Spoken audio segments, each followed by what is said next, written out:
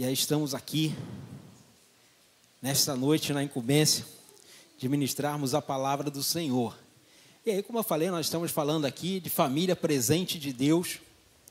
E aí eu estava orando ao Senhor, e eu gosto de falar deste assunto, que falar de família é sempre bom, porque falar de família é falar das nossas vidas.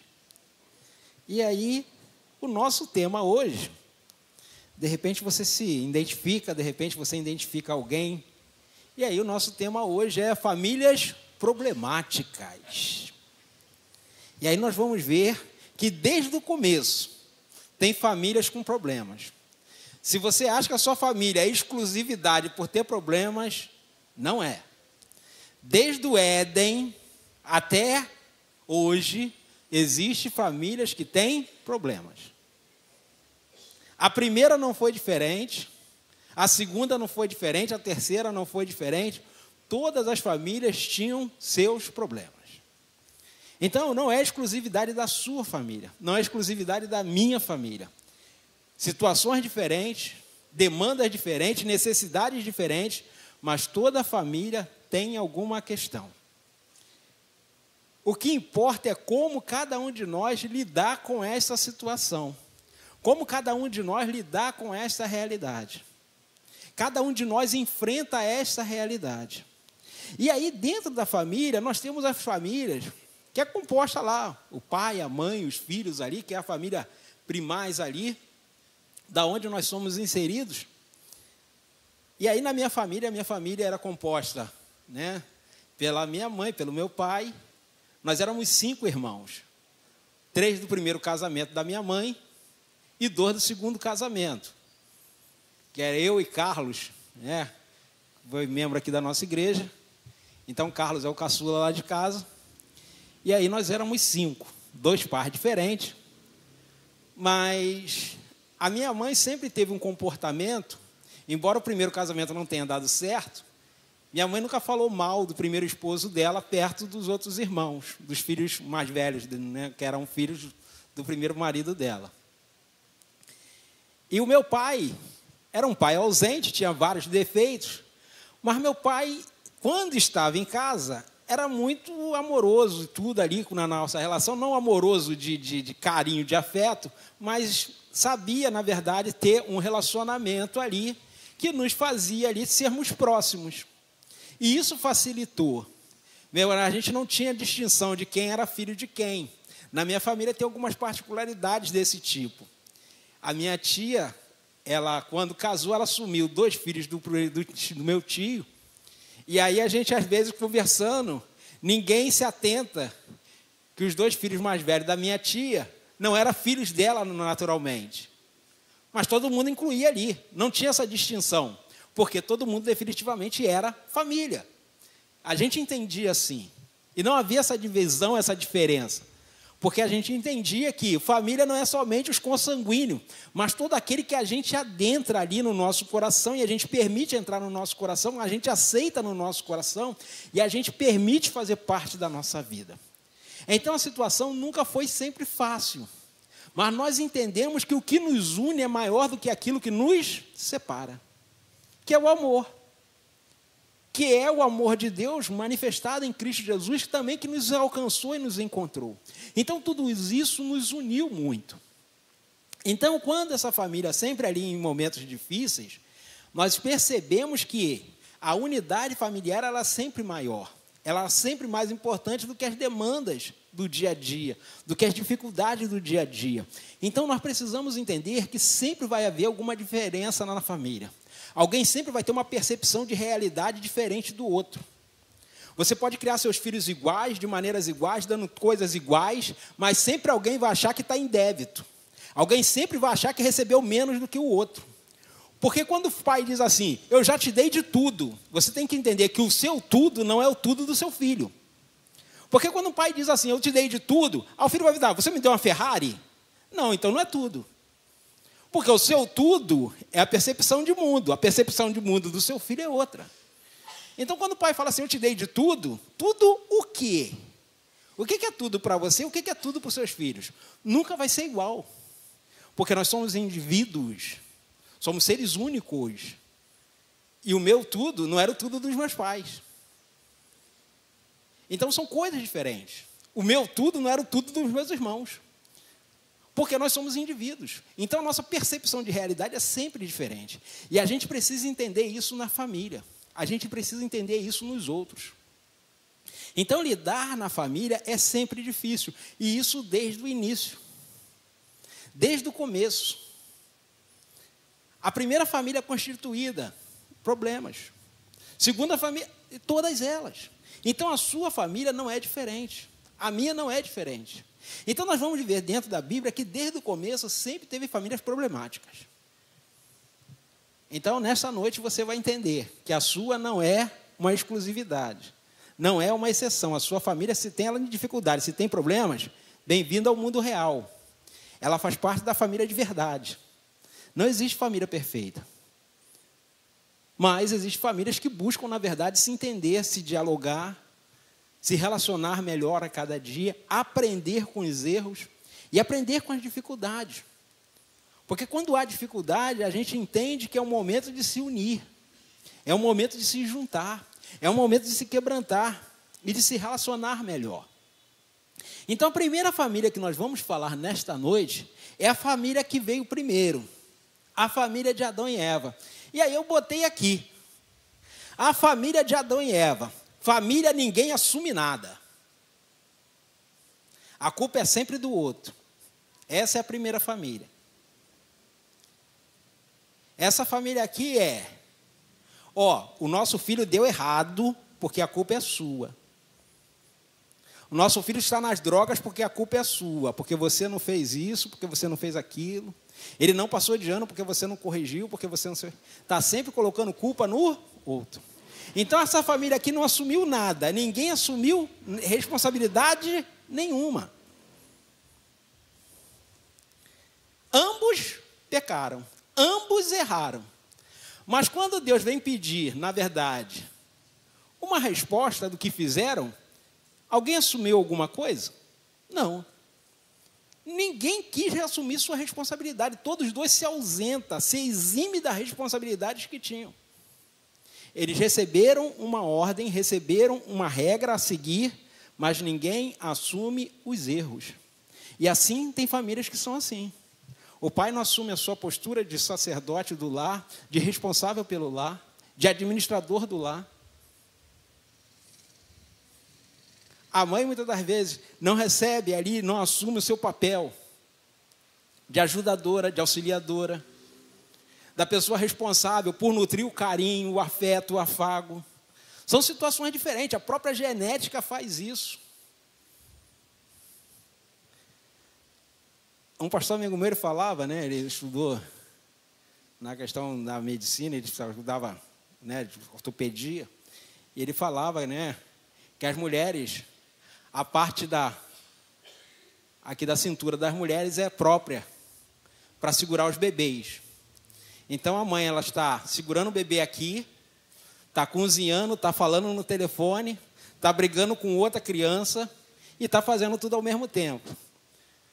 O homem vai botar a criança aqui, a criança cai, o outro mete o dedo lá na tomada e faz um montão de coisa, o telefone cai, quebra, e assim foi. Então, cada um tem uma anatomia própria para cuidar, para gerir, para gestar, para alimentar. Coisas que o homem não tem, coisas que o homem não faz. Então, isso tudo tem um porquê que Deus criou. Então, cada um que assume a sua responsabilidade dentro do casamento, dentro da família, vai gerar esta família uma família sadia. Mas só que a primeira família ninguém assume. E aí, lá no livro de Gênesis, capítulo 2, o Senhor fala para o homem, olha só, Gênesis 2, 16, 17, o Senhor diz assim para Adão: de toda árvore do jardim você pode comer livremente, mas da árvore do conhecimento do bem e do mal, você não deve comer, porque no dia em que dela comer, você certamente morrerá. Aí, lá no capítulo de Gênesis 3, versículo 6, diz assim: vendo a mulher que a árvore do conhecimento, no caso, era boa de comer, agradável aos olhos, e árvore desejável para dar entendimento, tomou do seu fruto e comeu, e deu também ao seu marido, e ele comeu. Importante frisar, que quem recebeu a ordem de Deus foi Adão. O texto bíblico não diz que Deus falou com Eva, Deus falou com Adão. Então, de quem era a responsabilidade de manter a ordem na casa era de Adão. Eva comeu do fruto, e Adão, que tinha recebido de ordem, qual era a postura dele? Corrigir. Mas ele omisso, ele também come do fruto, que ele tinha recebido ordens diretas de Deus para não comer. Mas aí, quando Deus vem questionar ambos sobre o porquê de comerem do fruto, olha só o que eles respondem para Deus. Versículo 11, Deus diz assim: quem lhe disse que você estava nu? Você comeu da árvore da qual ordenei que não comesse? Então o homem disse: a mulher que me deste para estar comigo, ela me deu da árvore e eu comi. Aí tem uns pseudo-teólogos que diz que Eva seduziu Adão para ele comer. Adão era um banana, gente. Por isso que ele comeu, um frouxo. Por isso que ele comeu. Não tinha nada de seduziu, porque o texto bíblico não fala nada disso. Os caras criam uma coisa para tentar passar a mão na cabeça do cara. Só que o cara recebeu uma ordem e ele não cumpriu. O fato é esse. Não tem nada de seduziu, de falou, não tem nada. A Bíblia não fala nada disso. Isso aí é a ideia de alguns frouxos também, que também traz essa ideia. O cara é frouxo, aí olha para o outro frouxo, aí tenta desculpar a frouxura do outro. Não existe isso. Ele comeu porque ele era omisso. Ele é omisso na hora que come, ele é omisso na hora que fala com Deus. Não assume a postura de homem. É omisso. E aí ele fala para Deus: olha só, a culpa ou é do Senhor que me deu essa mulher, ou é dessa mulher que o Senhor me deu, que me deu do fruto. Eu não tenho responsabilidade com nada. Eu não fiz nada de errado, não. A culpa é de vocês. Ou é do Senhor, ou é dela. Escolhe aí quem é o culpado nisso tudo. Ele está se eximindo da sua responsabilidade. Então ele não está assumindo nada. E aí ele passa o bastão para Eva. Ó, está aí a responsável. Aí Eva faz o quê? Então o que Eva diz? O quê? Que é isso que você fez? A mulher respondeu: a serpente me enganou e eu comi. Também não tenho culpa. A culpa é da serpente. Então, esse casal não assume responsabilidade nenhuma. Não assume nada. Então, por isso que a família, ninguém assume nada. Todo mundo se eximindo da sua responsabilidade. Porque tem casais que é assim: quando os filhos dão certo, o filho é meu. Quando o filho dá errado, o filho é seu. Toda família é sempre 50% para cada um do casal, filho. Se o casamento dá certo, é 50% para cada um. Se o casamento dá errado, é 50% para cada um. Mas, pastor, ele contribuiu mais para o nosso divórcio do que eu. 50% para cada um. Porque a gente casa metade para se unir e se tornar um inteiro, que é um só. A matemática do casal é sempre assim: dois se tornam-se um. Então é sempre metade. Responsabilidades sempre iguais. O problema é que a gente sempre quer jogar a maior culpa para o outro. E não funciona desse jeito. Então esse casal aqui, ninguém queria assumir nada. E aí vem as consequências. Então a primeira família lá, que deveria ser uma família perfeita, ninguém quis assumir a sua responsabilidade. E aí vieram as consequências. E aí, essa família vai sofrer as consequências, porque ninguém se colocou diante do Senhor e falou: Senhor, a culpa foi minha. O Senhor falou para não comer, mas eu achei a fruta interessante, eu achei que eu queria conhecer mais do que o Senhor permitiu, e aí definitivamente eu decidi comer. Ninguém assume a responsabilidade, ninguém confessa. Todo mundo acha que dá para passar batido. Não. Temos responsabilidade para cumprir como família. Então, o que o Senhor nos deu para cuidar, nós vamos prestar conta. Você lembra da parábola das minas, das parábolas dos talentos? Assim vai ser com cada um de nós. No dia que o Senhor vir buscar a sua igreja, Ele vai pedir conta de tudo que Ele nos deu. Da família, dos filhos, dos bens, dos recursos. De tudo. Porque tudo que nós recebemos de Deus é para nós cuidarmos e zelarmos, assim como Adão e assim como Eva. Mas eles foram negligentes, e além de ser negligentes, foram omissos. Quando o Senhor vem pedir contas, eles querem, na verdade, pensar que vão passar desapercebido, e não vão. Assim também é conosco. Nós não podemos deixar de assumir responsabilidade dentro do casamento. Cada um de nós tem responsabilidade sobre tudo aquilo que acontece na nossa casa, e não podemos ser omissos. Então, a primeira família, aí a família ninguém assume nada, e não podemos copiar esse modelo. Segunda família, e aí é os filhos dessa família, é a geração mimimi.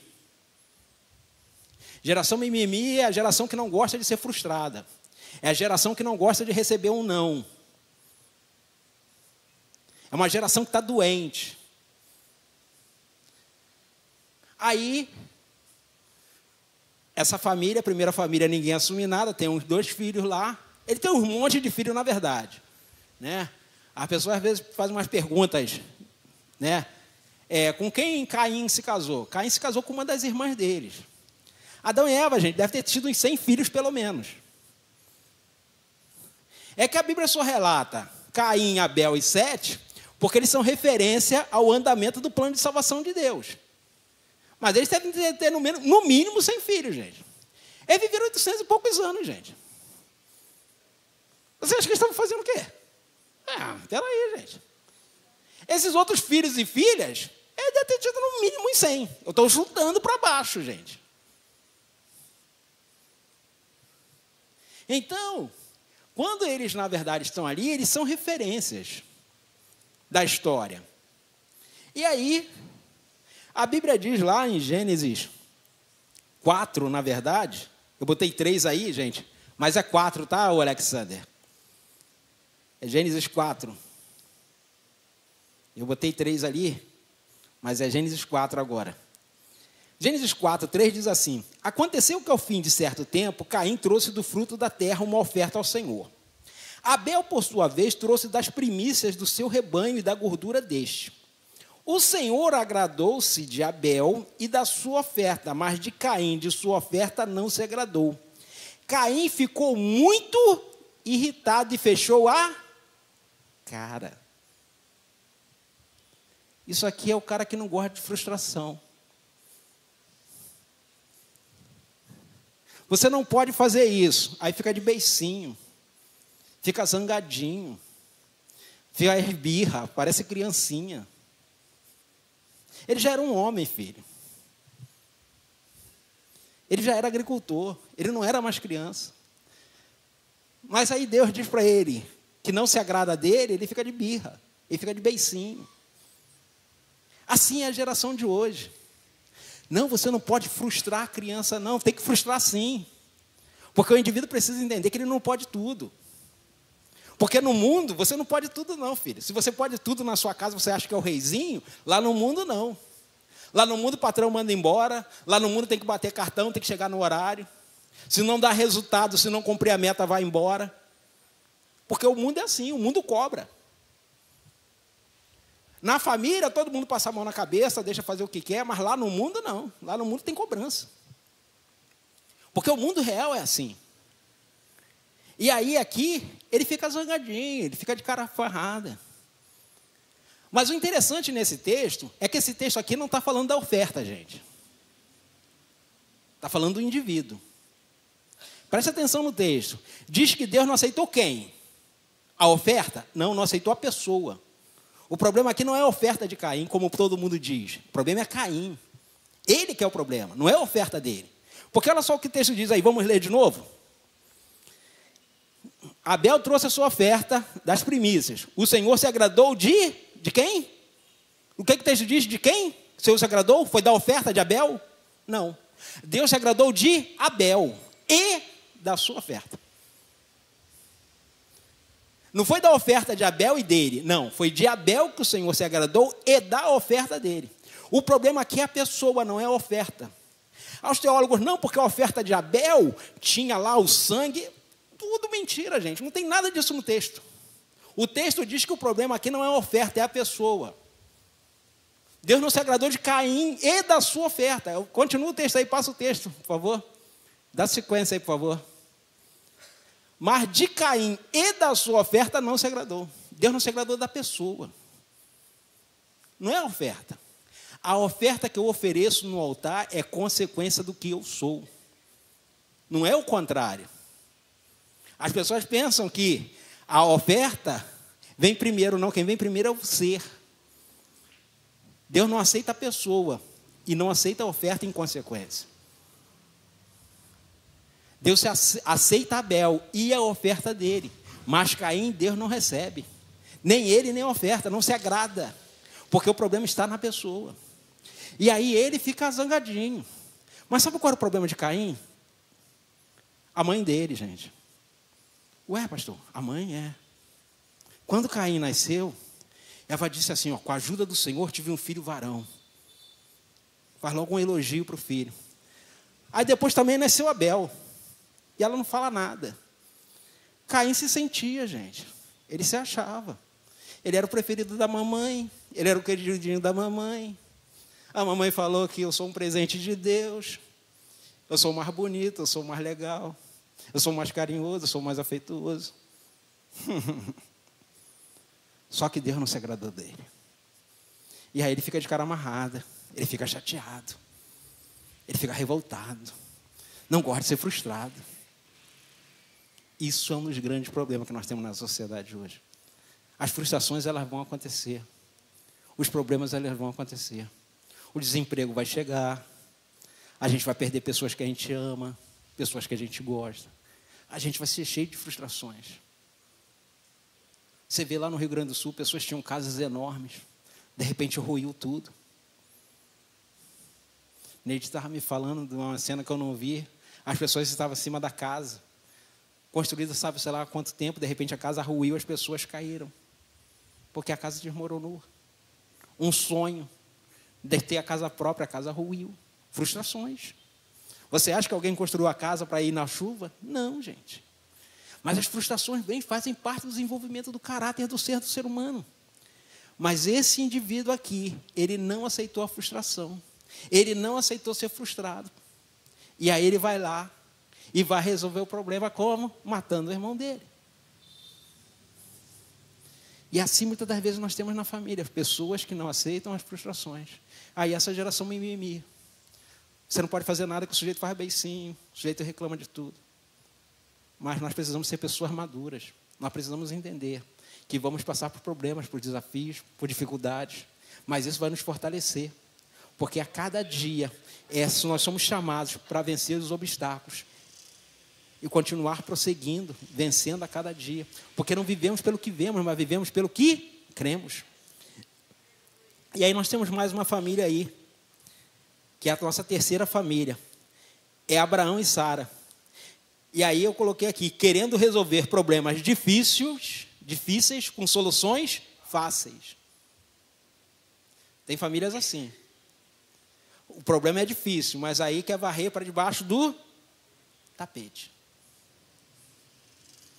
Não quer resolver, quer arrumar a solução meia boca. Não vamos falar disso, não.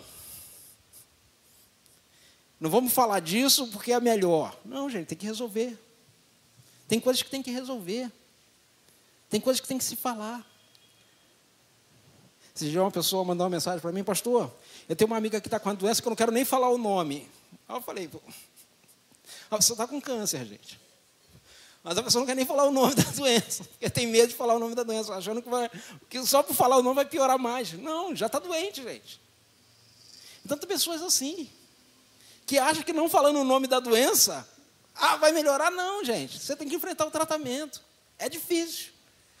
Mas tem gente que é assim. Não. Aqui Sara e Abraão, eles tentam resolver um problema difícil com uma solução fácil. Deus tinha feito uma promessa ao casal, só que o tempo está passando e o filho não vem, a resposta não chega. Vamos resolver do nosso jeito. O que a gente pode fazer? Aguardar em Deus? Não, a gente tem um meio. A gente tem um meio aqui para romper com essa questão. Abraão era um homem de oração, gente. Abraão era um homem de fé. Mas Abraão era um homem. É o pai da fé. Mas quando Sara veio com uma proposta, vou te dar uma serva aqui, para você se deitar com ela e vai estar tudo certo. Ele foi orar ao Senhor? Foi nada, filho. Ele aceitou a oferta de boa, mesmo sendo pai da fé, mesmo sendo um homem de Deus. E aí aceitou a oferta. E aí arrumou um problemão até hoje. Esse problema revala até hoje. E aí nós vemos aqui um problema que era difícil. Aí eles tentam uma solução fácil. Ter um filho através da serva. Deu certo? Não. Não resolveu o problema. Arrumou um outro problema. E às vezes nós somos assim. Tentamos, na verdade, deixar quieto ou arrumar uma solução simples. Às vezes o filho começa a dar problema. Aí às vezes a gente vê enfrentar o problema, não. Manda ele lá para a casa da tia. Manda ele lá para a casa da avó. Não vai resolver o problema, gente. Às vezes a gente quer esconder, quer varrer para debaixo do tapete. Fingir que está tudo bem e não está tudo bem. Então eles tentaram resolver do seu jeito. E aí, eles vão ter esse filho. E aí mais à frente o Senhor abençoa e vem um outro filho. E aí vem um problema. O problema não são os filhos, o problema são as mulheres. O problema aqui não é os filhos, o problema são as mulheres e os descendentes. O problema não foi Ismael e Isaac, porque eles se entenderam ao longo das suas vidas. O problema foi Sara e Agar e os descendentes deles. Eles foram os problemas, porque os dois se entenderam. Mas a descendência não. Porque se a descendência deles tivesse seguido o mesmo caminho de Ismael e Isaac, não teríamos problemas, porque eles foram se entender. Eles se entenderam. A gente vê isso no sepultamento de Abraão. Abraão teve 8 filhos no total. Ismael, Isaac e mais 6 filhos com a segunda mulher chamada Quedura. 8 filhos no total. Mas quando Abraão morreu, o único irmão que Isaac chamou foi quem? Foi Ismael. Por que ele não chamou os outros 6? Porque ele não tinha relacionamento com eles. Mas com o irmão que ele tinha relacionamento bom, ele chama para o sepultamento do pai. E Ismael, lembrando que ele estava no Egito, não estava próximo. Ele espera o irmão vir do Egito para poder sepultar o pai. Você acha que eles eram inimigos? Você acha que eles viviam brigando para ele fazer tudo isso? Não era, filho. A Bíblia dá a resposta. As pessoas que inventam que eles eram inimigos, mas a Bíblia diz que não. Ele não ia fazer isso se ele não gostasse do irmão. Nem avisasse que o pai tinha morrido. Mas só avisa quem? De quem você gosta. Os outros 6, ele nem mandou mensagem, nem chamou para o sepultamento do pai. Mas a Ismael ele chama. Então a solução de Abraão e de Sara não resolveu o problema. E às vezes a gente precisa entender isso. As nossas soluções fáceis não vão resolver os problemas difíceis. Como esse casal tentou e a coisa não aconteceu. E aí nós temos a quarta família aqui, que é justamente a família de Isaac e Rebeca. Problema de Isaac e Rebeca. Uma história de amor linda, gente. Se você quer ver uma história de amor linda, leia Gênesis 24. Uma história fantástica de amor. Gênesis capítulo 24. Todo ele ali é uma história de amor. Uma das melhores, né? Eu não gosto de filme de romance, não, porque eu acho chato. Mas a história de Rebeca e Isaac é linda, tá? Mas aí esse casal, que tinha tudo para ser um casal, né? Bênção pura, eles tinham um problema. Em Gênesis 25, diz assim: cresceram os meninos. Gênesis 25, 27 e 28 diz assim: cresceram os meninos. Esaú, perito caçador, homem do campo. Jacó, porém, era um homem pacato, morava em tendas. Isaac amava Esaú, porque esse saboreava da sua caça. Rebeca, porém, amava... O que é isso? Preferência por filhos. Não está ligado ao caráter deles, está ligado à preferência. E sabe por que Isaac amava Esaú? Porque Esaú parecia com Ismael. O que Ismael era? Caçador. E Esaú é o quê? Caçador. ele se afeiçoava o filho que parecia com seu irmão. Aí você acha que eles eram inimigos? Duvido. Eu não estou inventando não, gente, é a Bíblia que está falando. Eu só estou dando interpretação, não estou inventando não, só estou dando interpretação do texto. E aí eles preferiam os filhos por suas preferências. E por que Rebeca preferia Jacó em detrimento de Esaú? Porque Jacó parecia com Isaac, o homem que ela amava. Pacato, vivia em tendas, grudado na barra da saia da mãe, como Isaac viveu na barra da saia de Sara a vida toda. O homem que parecia, o filho que parecia com o homem que ela amava, ela preferia esse. Já o filho que parecia com o irmão, Isaac preferia esse. Não tinha nada a ver com o caráter dos filhos, não havia nada a ver com o posicionamento deles. Simplesmente eles fizeram uma escolha. E essa escolha vai resultar numa briga, numa competitividade entre os irmãos, que vai gerar todo um conflito, que vai gerar toda uma questão. E essas famílias vão brigar, e essas famílias vão ter problemas, até que há ali Deus agindo a favor, e aí mudando a sorte de Jacó, quebrantando o coração de Jacó, e depois esses irmãos fazem as pazes. Mas isso leva anos para isso acontecer, porque os pais tinham filhos em preferência, em detrimento um do outro. E deixavam isso muito claro diante dos filhos. Vai ter filhos que vai ser mais próximos? Vai. Vai ter filho que vai ser mais apegado? Vai. Isso é um fato, gente. Tem filho que é mais carinhoso, tem filho que é mais próximo. Tem filho que é mais meloso. Tem filho que é mais resistente. Vai. Mas ficar fazendo demonstração de afeto, de amor explícito, vai gerar dificuldade, vai gerar problemas sérios, como aconteceu nessa família. O desenrolar dessa história aqui é que Esaú queria matar Jacó, filho. Só muda tudo porque tem uma intervenção de Deus nessa história. Então nós precisamos entender que preferência por filhos vai dar problemas, como deu nessa família. E aí a quinta família problemática aqui: Moisés, Arão e Miriam. Esse texto aqui, geralmente ele é pregado quando o pessoal acha que o problema dessa família aqui foi quando Arão e Miriam vão questionar a autoridade de Moisés. Não é isso que o texto está falando, não. O problema deles não é esse. O problema deles é que eles querem se intrometer no casamento de Moisés.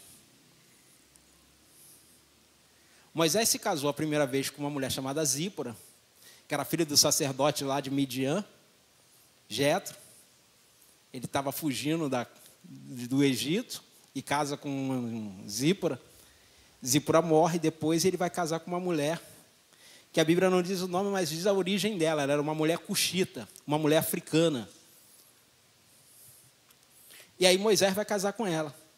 E aí lá em Números 12, versículo 1, diz assim: Miriam e Arão falaram contra Moisés por causa da mulher cuxita, que este havia tomado, pois ele tinha tomado uma mulher cuxita. Aí diz que eles vão questionar, porque Deus falava com Moisés achava que Deus só falava com ele. Aí o pessoal pega essa parte do texto, a partir do versículo 2, achando que a questão é essa. Não, a questão é a mulher que Moisés casa. E aí, muitas das vezes, acontece isso. As pessoas querem se intrometer no casamento dos outros. Se o outro vai casar, filho, é problema dele. Porque quem escolheu é o outro, filho. Quem escolheu é quem vai casar, filho. Não é problema seu. É problema do seu irmão, é problema do seu filho, é problema da sua filha. Mas pastor, ele erra. É problema dela, filho. Quem vai quebrar a cara é ela. A gente aconselha, a gente tenta mostrar algumas coisas, sim. Mas quem casa é o outro, quem escolhe é o outro. Moisés escolheu a mulher e os irmãos vão se meter. E aí tem toda aquela problemática. Miriam fica leprosa, porque está se metendo no casamento do outro, está se metendo no relacionamento do outro. Ninguém tinha que se meter. Ele escolheu casar. Problema dele.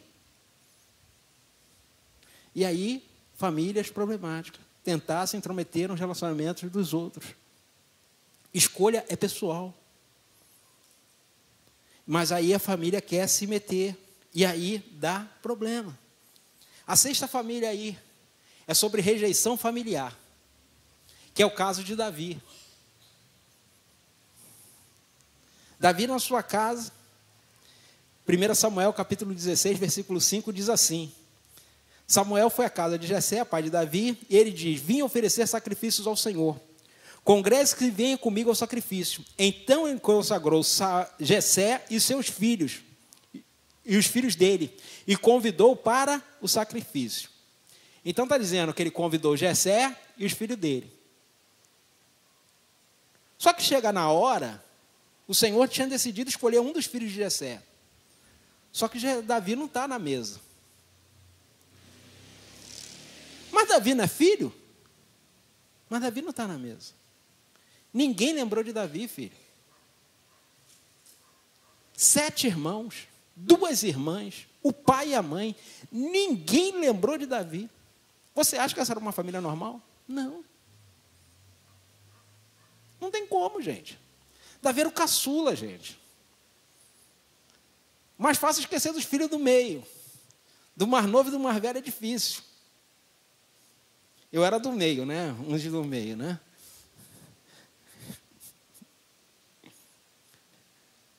Mas é mais fácil esquecer dos do meio, porque do mais velho você lembra, do mais novo também. Mas esqueceram do caçula. E aí o texto, versículo 10 e 11, dizem assim: assim Jessé fez passar os seus 7 filhos diante de Samuel. Porém Samuel disse a Jessé: o Senhor não escolheu nenhum destes. E perguntou a Jessé: esses são todos os seus filhos? Jessé respondeu: ainda falta um, o mais moço. Ele está apacentando as ovelhas. Então Samuel disse a Jessé: mande-o chamar, pois não assentaremos à mesa sem que ele venha. Vem cá, são todos os seus filhos aí? Ih, esqueci, tem mais um. Olha só, você acha que isso é normal, filho? Não é não, gente. Pessoas esqueceram dele. Rejeição familiar, tem gente que se esquece.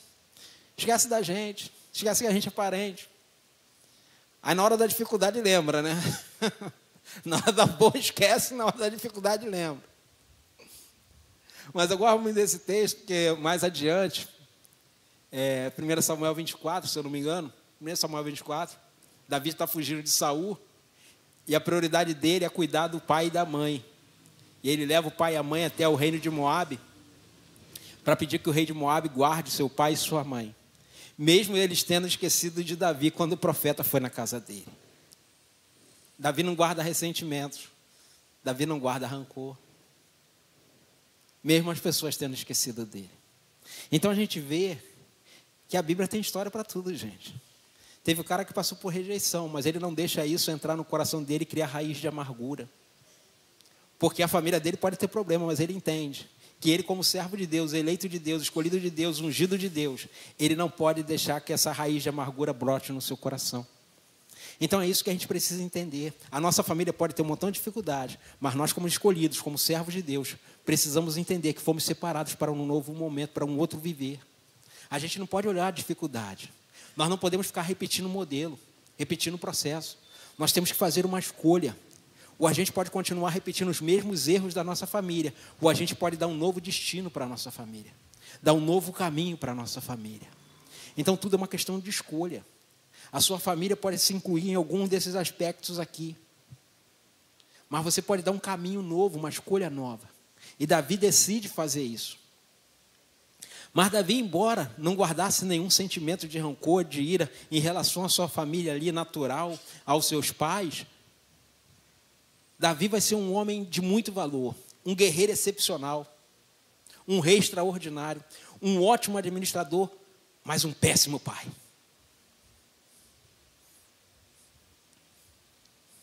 Um péssimo pai.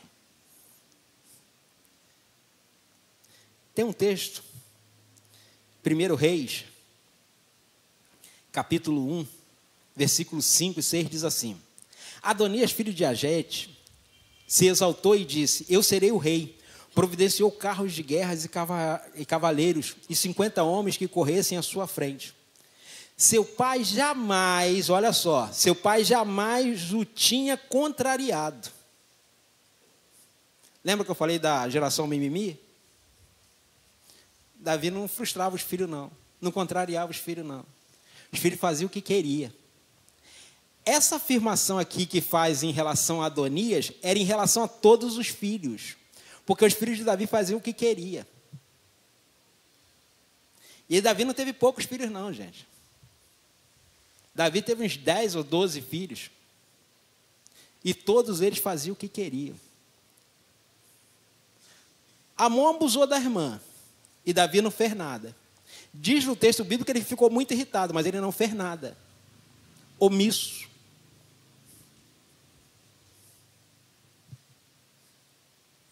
O filho começa a conspirar contra ele. Ele sabendo não faz nada. Ele deixa o filho voltar para casa, mas ele nunca pede perdão aos filhos. E aí a tragédia acontece dentro da casa dele. Por quê? Omisso. Não dava limite aos filhos. E aqui, Adonias literalmente a cereja do bolo. Que ele sabia que o Senhor tinha prometido o reino a Salomão. Porque o nome de Salomão, na verdade, é Gedidias, o nome dele, na verdade. Gedidias é aquele que é amado pelo Senhor. É o nome que Natan diz que Salomão vai ter. Que seria o nome dele. Mas o nome dele acaba virando Salomão. Mas o nome que o Senhor dá a ele é Gedidias, que é amado do Senhor. E o Senhor prometeu o reino a ele. E Adonias sabia disso, mas ele, como o pai nunca chamou atenção, e ele sempre fez o que ele queria, ele decide ser o rei. Porque o pai jamais o contrariou, jamais chamou atenção. Então Davi, um ótimo rei, um ótimo administrador, um ótimo guerreiro, não dava limite aos seus filhos. Fazia tudo certo fora, mas dentro de casa fracassou como pai. Infelizmente. E aí, pastor, todas as famílias têm problema? Todas as famílias têm problema. Até a família de Jesus, gente. Ah, não, peraí, pastor. O senhor vai dizer que a família de Jesus tinha problema? Tinha. Duvido, pastor. Duvida? Prova na Bíblia, filho. A Bíblia é bom porque ela não esconde nada. A Bíblia não é um livro de ficção, gente. A Bíblia é um livro de verdade. Porque ela não esconde o erro dos seus heróis. Ela não esconde os problemas familiares. Ela não esconde nada, ela mostra. A família de Jesus também tinha problema, gente. Texto de João, Evangelho de João, capítulo 7, diz assim. Capítulo 7, versículo 2 a 5. Então, na festa dos judeus, chamada de festa dos tabernáculos, estava próxima. Então, os irmãos de Jesus se dirigiram a ele e disseram: deixe este lugar e vai para a Judéia, para que também os seus discípulos vejam as obras que você faz. Porque se alguém quer ser conhecido, não pode realizar os seus feitos em segredo. Já que você faz estas coisas, manifeste-se ao mundo. Versículo 5, aí é o versículo chave. Aconteceu que nem os irmãos de Jesus criam nele. Nem os da casa criam, filho. Se você acha que na sua casa ninguém reconhece seu ministério, filho, até na casa de Jesus era assim. Você acha que ninguém leva você a sério? Até na casa de Jesus era assim, filho. Você não é exclusividade, não. É o texto, gente. Não estou inventando, não. Pode ler aí na sua Bíblia. João 7, versículo 5. Tem outro texto em Marcos. Jesus está fazendo milagres, Jesus está curando pessoas, Jesus está libertando pessoas. E aí, os fariseus começam a dizer que Jesus está endemoniado, que ele liberta os demônios com demônios. E aí, Marcos 3:20 diz assim: então Jesus foi para casa, ele estava em Cafarnaum, né? E outra vez se juntou uma multidão, de tal modo que não podia comer. Então, os parentes de Jesus ouviram isso e saíram para prendê-lo. Porque diziam: está fora de si. Até a família de Jesus achava que ele está fora de si, gente. Você acha que sua família tem problema, exclusividade? Não é, não, filho. Até a família do Senhor tinha problema. Aí tem aquele texto que a gente conhece melhor, que é a continuidade desse aqui. Versículo 31 de Marcos 3 diz assim: nisto chegaram a mãe e os irmãos de Jesus, tendo ficado de fora. Mandaram-no chamar. Muita gente estava sentada ao redor de Jesus e alguns disseram: olhe, sua mãe, seus irmãos e suas irmãs estão lá fora, procurando o Senhor. Então Jesus perguntou: quem é minha mãe e quem são os meus irmãos? E olhando em volta para que estavam assentados ao seu redor, disse: eis minha mãe e meus irmãos.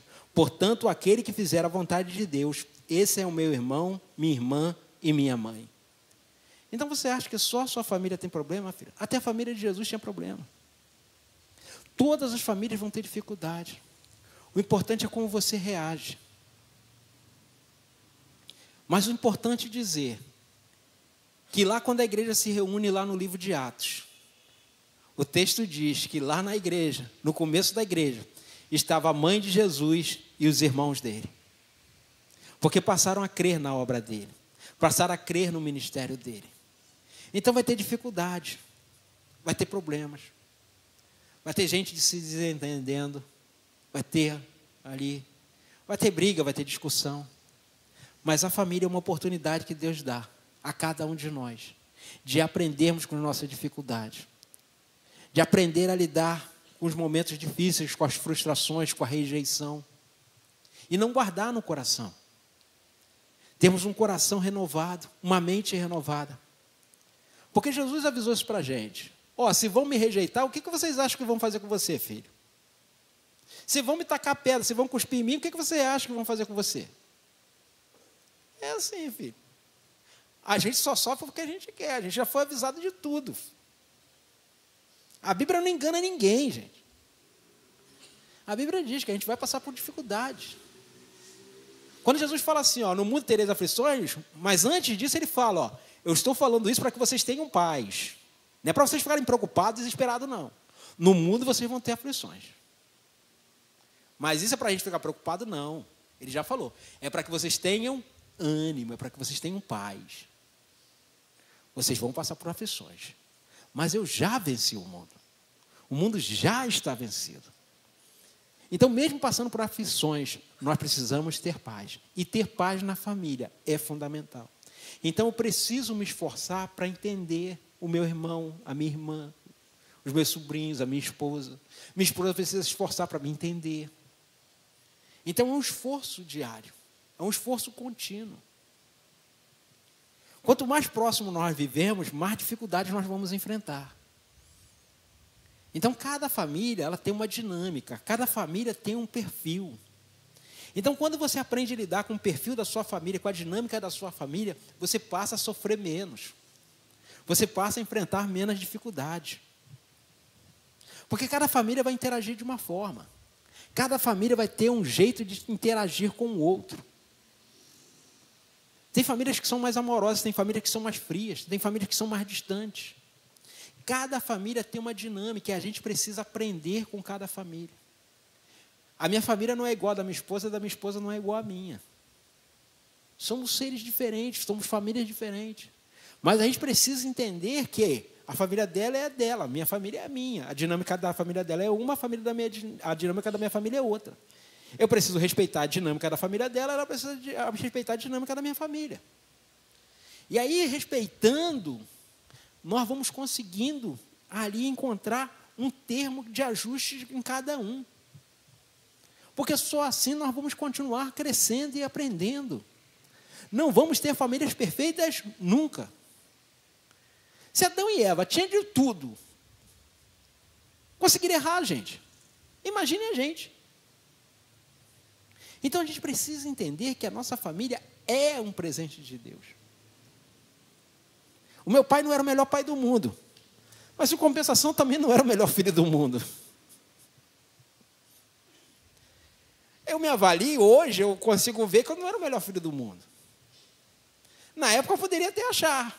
Hoje, com mais maturidade, eu consigo ver que eu cometi um montão de erros. Como meu pai cometeu um montão de erros. A gente precisa se avaliar. A gente precisa entender que a gente não é o centro do universo. Que a gente não é melhor do que as pessoas. Nós temos dificuldades que nós precisamos aprender a lidar. Nós temos limitações. Mas tudo isso nos completa, tudo isso nos fortalece, tudo isso nos faz crescer. Então a família é um lugar de perdão, a família é um lugar de amor. A família é um lugar de nós olharmos para o outro e sermos empáticos, nos colocar no lugar do outro, nos colocar na dificuldade. Na minha família a gente não se fala muito, a gente fala-se por zap, manda mensagem, mas a gente não tem costume de se falar sempre. É um costume nosso, né? Quem conhece Carlos, meu irmão, né? Para falar com o Carlos no telefone tem que dar sorte, né, Douglas? Douglas está ali. Tem que dar sorte de conseguir falar com o meu irmão no telefone, é difícil falar com o Carlos no telefone. Eu me lembro no dia que minha mãe faleceu, meu irmão ligou para mim. Aí quando meu irmão ligou para mim, me deram o recado: Jorge, o seu irmão ligou. Eu falei: aconteceu alguma coisa. Aí a pessoa: pô, Jorge, você também é pessimista dessa. Eu falei: não, meu irmão não liga nunca. Se ele ligou, alguma coisa aconteceu, filho, definitivamente. Foi no dia que minha mãe faleceu. Não ligava. E a gente é assim. Mas quando a gente precisa de verdade, a gente se comunica. Mas a gente não tem essa coisa de ficar ligando todo dia, de mandar mensagem. Isso é a gente. Mas a gente sabe que pode contar um com o outro. Agora, tem famílias que precisam estar o tempo todo junto, tem que estar ligando todo dia, tem que mandar mensagem todo dia, tem que falar o tempo todo. A família, assim, essa é a dinâmica dessa família. Agora, a dinâmica da minha família é: a gente só se fala quando a gente precisa realmente. Eles falaram comigo agora no meu aniversário semana passada. Aí ligaram. Aí agora, eu tinha ligado para minha irmã dia 10 de fevereiro, que foi aniversário dela. Aí ela ligou para mim agora dia 28 de abril. Olha só como é que a gente se fala dessa. Eu falei com ela no aniversário dela, ela falou no meu. E a gente é irmão, a gente se ama. E a gente é assim, está tranquilo, está beleza. Agora, tem família que todo dia tem que falar, gente. Beleza, legal, essa sua família é assim? Beleza, essa é a sua família. Agora a minha é assim, a gente fala quando a gente vai. Carlão falou comigo domingo passado, agora sabe-se quando. De repente ele vai falar dia 3 de dezembro, que é aniversário dele. Mas é assim, a gente se ama a si mesmo. A gente sabe que a gente é assim. A gente não tem problema com isso não, gente. Poxa, não me ligou, não me mandou mensagem, que coisa. Não, está tudo certo, está tudo beleza. Porque a gente é assim, a gente se ama assim. E a gente é feliz assim. Então, quando você entende a dinâmica da sua família, a sua realidade, você passa a entender, você passa a viver na normalidade, você não tem problemas. Você passa a não ter crises com isso. Porque cada família vai ter a sua identidade. E você precisa aprender qual é a identidade da sua família, para você aprender a viver em paz, a desfrutar da parte boa. Carol não está por aí não, né? Carol está preparando aí uns negócios para a gente se reunir agora no aniversário dela. Não sei se a gente vai conseguir, porque as agendas nunca fecham, mas a gente vai tentar, né? Tentar fazer um negócio no aniversário dela. Esses dias minha tia me chamou, ligou. Minha irmã, na verdade, falou: Jorge, vou fazer um negócio lá na casa de Ruth. A gente chama de tia pelo nome mesmo, normal, porque ela é a caçula da família da minha mãe. Aí eu falei: opa, fui para lá, passei o dia inteiro lá, almoçamos, aí já cantei a peça, minha tia já fez um bolo para a gente lanchar, e aí a gente comeu, saí de lá, já era 8 e pouca da noite, eu fui para almoçar, acabei lanchando, quase jantando. E aí, beleza. Mas isso para a gente fazer é difícil. Mas essa é a dinâmica. No dia que a gente se encontra, a gente conversa, bota o papo em dia. Mas essa é a dinâmica da família. E a gente se ama assim, a gente se entende assim. Então, quando você respeita isso, você entende isso, os problemas vão diminuindo. E as coisas vão passando. E a gente consegue desfrutar desse amor, dessa alegria, dessa presença. Mesmo se vendo muito pouco, mesmo se falando muito pouco. Mas o importante é saber: eu amo os meus irmãos e meus irmãos me amam. Na hora que eu precisar de verdade, eu posso contar. E na hora que eles precisarem de verdade, eles podem contar comigo. Isso é o principal e essencial. Então, o fundamental é isso. Poder contar com o outro, poder saber que o outro está ali, que o outro vai corresponder. E mesmo que não se corresponder, não tem problema. Que nem sempre eles vão conseguir corresponder às minhas demandas, porque a demanda muitas das vezes é minha, não é deles. Mas o importante é saber que Deus me colocou nessa família para ser um instrumento para abençoar a vida deles, e colocou eles também para ser um instrumento para abençoar a minha vida. Então, quando eu entendo isso, respeito isso, a minha casa passa a ser uma bênção. A minha família passa a ser uma bênção. Eu passo a ser uma bênção na vida deles e eles passam a ser uma bênção na minha família. Sem isso, filho, você vai continuar como essas famílias que eu citei, enfrentando dificuldades dentro de casa, dentro dos relacionamentos. Porque não consegue entender que a família é um presente que Deus deu. E o presente a gente precisa cuidar, a gente precisa zelar. É a gente que precisa fazer. É a gente que precisa zelar. É a gente que precisa cuidar. Se você cuidar da sua família, Deus vai se agradar. Porque aquele que não cuida dos seus, principalmente da sua casa, da sua família, é pior do que o descrente, é pior do que o infiel, e negou a fé. A gente não pode ser assim. A gente tem que cuidar da nossa casa. Façamos bem a todos, principalmente dos domésticos da fé, principalmente da família da fé, principalmente da nossa casa, dos nossos consanguíneos. Nós precisamos cuidar, porque também disso o Senhor vai pedir contas, de como você trata os seus parentes, aqueles que o Senhor colocou no seu caminho para você abençoar.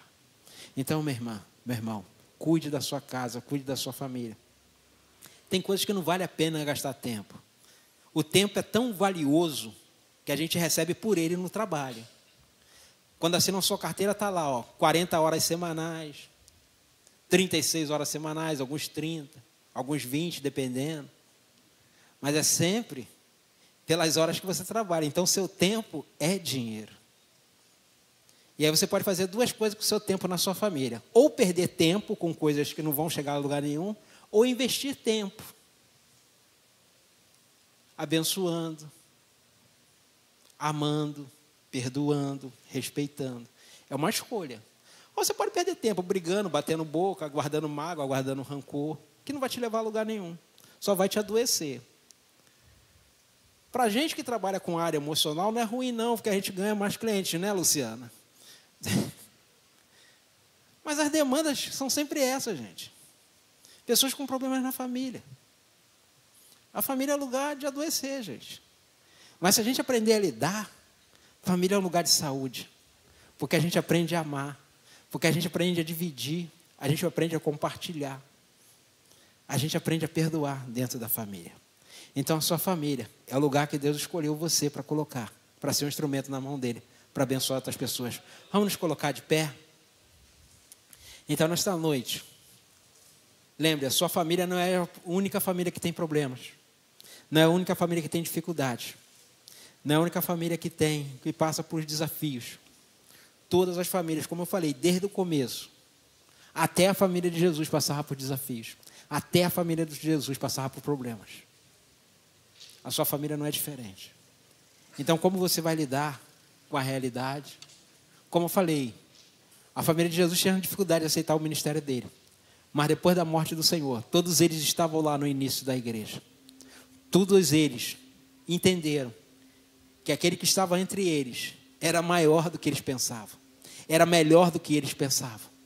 E aí eles passam a desfrutar da presença de Jesus, do amor de Jesus. Não somente como parentes, mas também como servos. Assim como Maria disse, quando o anjo falou com ela. Aqui, eis aqui a serva do Senhor. Não a mãe do Senhor, mas a serva do Senhor. Quando a gente entende isso, a gente consegue ver que a nossa família é um lugar de bênção. Vamos cantar essa canção, que Deus tem novos planos e novas realizações para nós.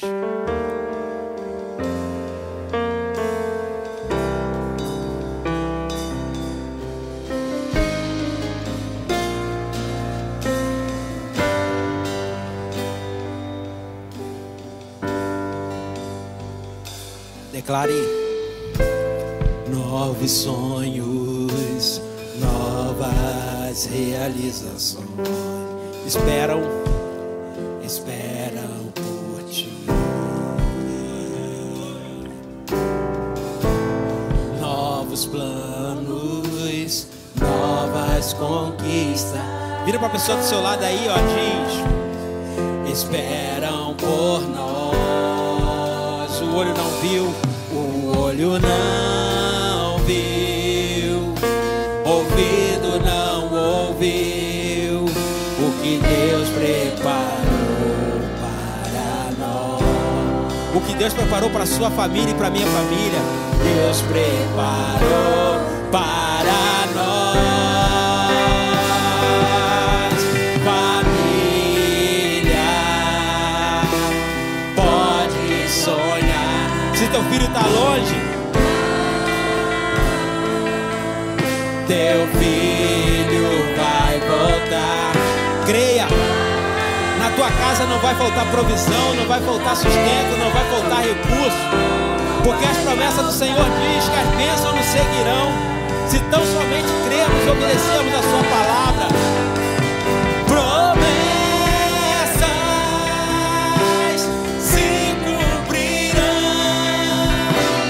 bênçãos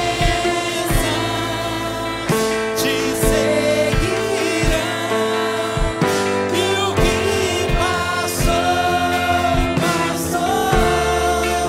o novo de Deus chegou. O novo de Deus chegou. Enquanto os músicos tocam, queria que você colocasse a mão no seu coração. De repente, como eu falei no começo, você falou: pastor, minha família é um presente de igreja, é um presente difícil, minha família é um lugar de dificuldade. Mas nesta noite o Senhor quer dizer para você que a sua família é o lugar que Ele plantou você para ser um canal de bênção, um canal de mudança, um canal de transformação. E para haver uma transformação na sua família, precisa haver uma transformação em você primeiro.